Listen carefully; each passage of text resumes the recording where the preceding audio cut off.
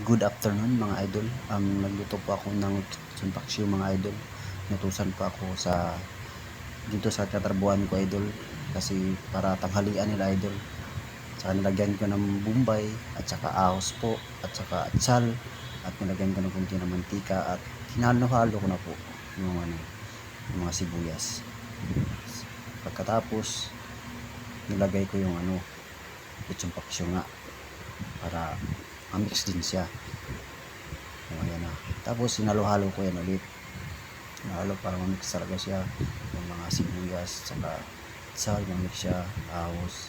Para mabango yung chumpaksyo natin mga idol. E siyempre, hindi naman mawawala yung binigar at saka yung tuyo mga idol.